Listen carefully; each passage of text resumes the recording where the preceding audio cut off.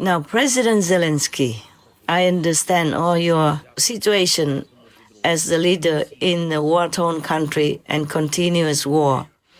And you must have been losing weight and losing peace in your mental capacity and many other things just kind of tearing you apart. Millions of your countrymen had to run away from home, and you're losing more and more soldiers, maybe less than Russia. But still you're losing, and that does hurt you a lot. And that makes it so sometimes you cannot find peace, cannot find your usual intelligence because of pain. All those war-related pain for you as head of state, they also affect your physical and or mental wellness, your peace of mind. But please, you have to work with President Trump. You have to trust him, because I trust him, if that means anything to you. Because the majority of his citizens trust him. And that is a rare miracle, you know? Not all of the presidents in the world are trusted by their own citizens, and by the majority even.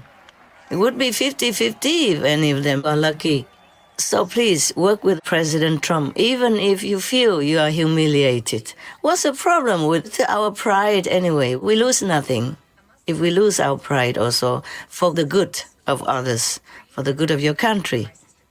Even that, pride is nothing. We came with no pride. We die with no pride. It's just an illusion, one of the illusions in this world. Please, you have to be humble. It's difficult.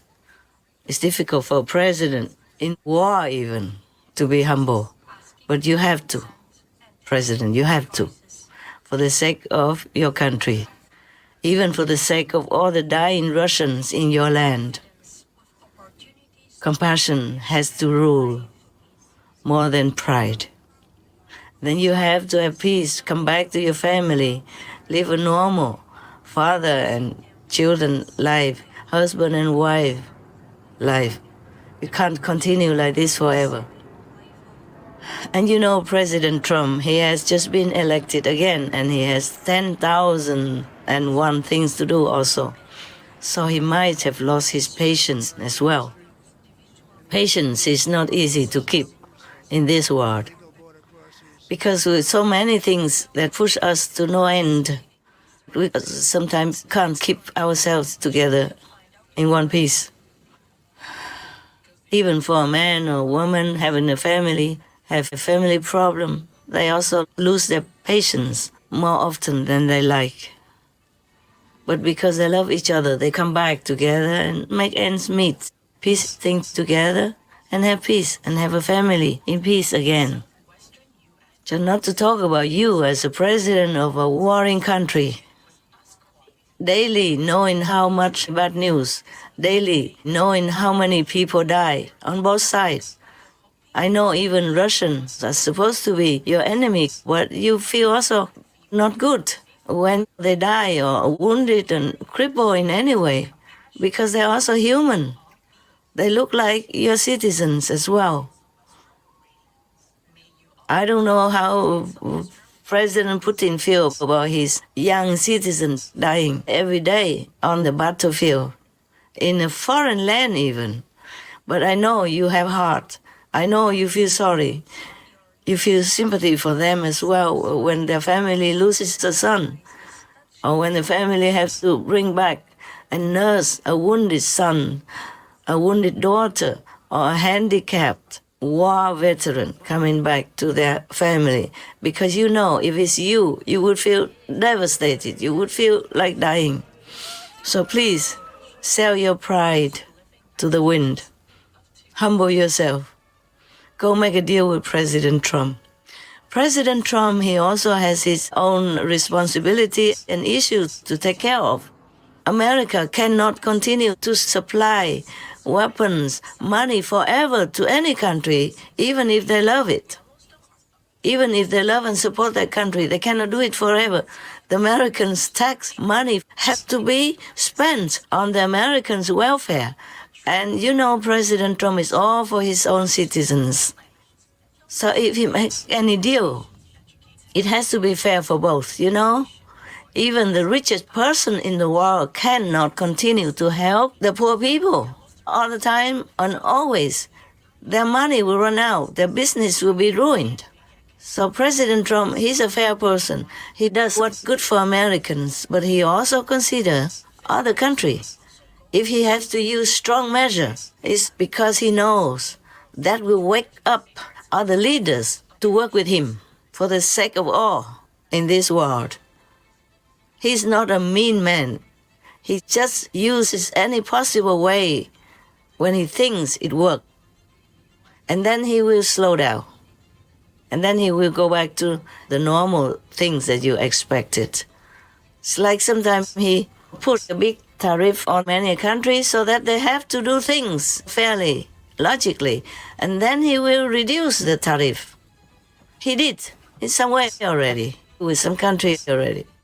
The president sees tariffs as an effective negotiating tool. He claims other countries have been unfair to the U.S. and that his approach will fix America's trade deficit.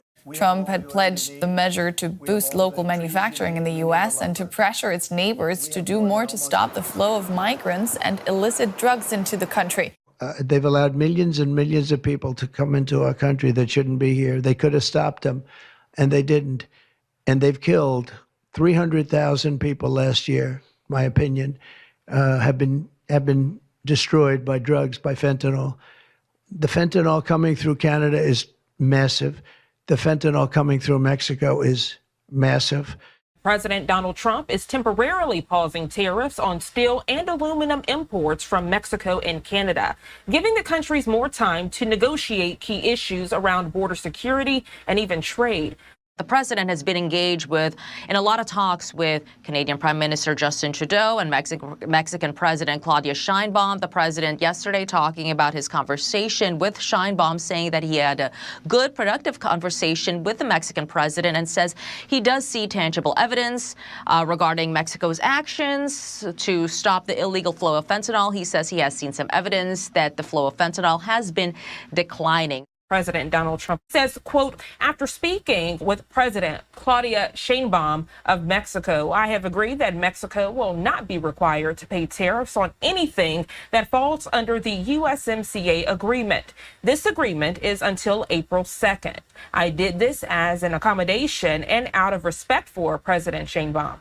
Our relationship has been a very good one, and we are working hard together on the border, both in terms of stopping illegal aliens from entering the U.S. and likewise stopping fentanyl. Thank you to President Sheinbaum for your hard work and cooperation, end quote. Yes. So he's not a mean person. Please do not look at him from the outside actions that he has to take to save his people. The Americans, America has become almost exhausted in different aspects of their country. So he has to return stability and wellness to his citizens because that's what he vowed to do. So please, it's not only you in war that have problems with your country and Russia. President Trump, even in peace, also has a lot of problems to take care of because everybody looks up to America for help. For war settlement, for handling international crisis, and for peace. So please, you have to trust President Trump. Without America, your country will be gone. And do not rely on Europe's help either, because they also been at war not long ago, and now they also have to recover. And then they have so many millions of immigrants, legal and illegal, who came to their country and also eating up their wealth and their citizens' taxes and making their country also harder to get by. Now, you can see very well that when the war first began in your country, Europe just ignored you. You fought all alone. And I even had to come to my TV screen and explain it to them that Russia wanted to even invade whole of Europe. By the way, they maneuvered their strategy, the war strategy, in the beginning of the war. They took over, occupied many areas alongside the European border with Ukraine. What did they do that for, huh? NATO, you can't even trust them. NATO refused Ukraine, EU refused Ukraine, America crossed their arms in front of their chest, watching on. So Ukraine is left alone to fend for themselves or to die alone. Talking about good neighbors. Love thy neighbors and all that. Yes, They make an excuse saying that if they order no-fly zone, that means they could maybe trigger the nuclear war in Europe. Yes, But just maybe, because Russia will be also afraid of NATO and the world and many countries that have nuclear. Right, that's true. And even maybe more than Russia has. Yes. If all the countries put together. Yes. Because Russia is the one, and they have many nuclear in many other countries, including India, even. Yes. So first they refuse Ukraine because they say Russia will make an excuse to war with Ukraine, and Russia already did. And they still don't accept Ukraine, and now they make an excuse say it might trigger a nuclear war. So they refuse Ukraine again. Probably they wait until nuclear comes. Yes. And at that time, it might be too late to react. Yes. Maybe they'll be dead already. Because you can see Russia footing, he does things using elements of surprise. Up to now, he didn't tell anybody that he's going to make war with Ukraine, even though he already built up an army force next to the border. Yes. And meanwhile, keep saying, no, we don't talk about that. Even he told his vice chief, no, we don't talk about conflict with Ukraine, something like that. And he didn't tell anyone else. He didn't tell his people even. Even the army did not know until maybe last minute. Help Ukraine to eliminate this war in any way you can. In the beginning, all the way up to deeper into the war, the Kremlin occupied all this border from Crimea because they took Crimea and they used that as a base, as a stepping stone, and went more deep into Ukraine's different regions along the border of Russia. And they want to stretch it all the way to Belarus and then past Belarus and then all the way to cover all the border with Europe. You can see that.